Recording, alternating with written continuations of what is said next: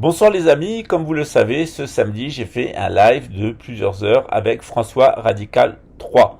Au cours de ce live, j'ai défendu les juifs et j'ai défendu les musulmans. En effet, pourquoi? Depuis l'attentat à Sinek, l'assassinat de ce bébé, on a d'abord accusé les musulmans et ensuite on a accusé un certain Benjamin Cohen, qui serait un juif d'origine israélienne, d'avoir commis ces actes. En réalité, cet acte a été commis par un Australien d'origine anglaise qui s'appelle Joel Koshy, qui est un schizophrène parfaitement bien connu des services de police. Donc une fois de plus, on est exactement dans l'emballement médiatique avec cette espèce de boîte à folie qui s'appelle les réseaux sociaux. On a d'abord accusé les musulmans avec une très forte stigmatisation des musulmans de France qui, une fois de plus et dans le monde, ont dû se justifier comme si l'acte d'un musulman devait engager toute la communauté musulmane. Et ensuite, on a crié à la manipulation en disant que c'était encore une manipulation des juifs et des Israéliens en particulier. On l'a accusé d'être Benjamin Cohen, donc un Australien d'origine israélienne, ce qui n'est pas le cas. Il s'appelle Joel Koshy, c'est un malade mental et il est australien pur jus depuis plusieurs générations. Sa famille venait de Grande-Bretagne.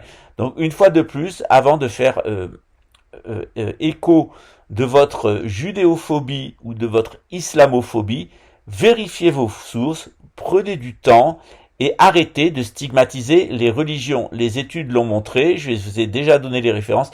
97% des guerres qui ont été faites depuis le début de l'histoire de l'humanité, 97%, avaient des motivations économiques ou politiques. Les guerres de religion, c'est 3% des guerres. La religion, elle est facteur de paix, elle est jamais facteur de guerre.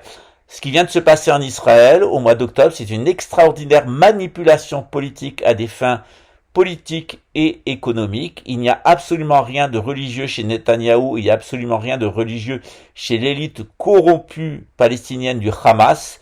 Et comme je vous l'ai dit déjà depuis un certain temps, c'est un accord des Israéliens, de l'extrême droite israélienne avec le Hamas, qui est l'extrême droite palestinienne, sur le dos du Hezbollah et sur le dos de l'Iran, dont tout est fait pour pousser l'Iran à la guerre avec Israël et impliquer la Russie dans cette guerre. C'est une manipulation de l'extrême droite.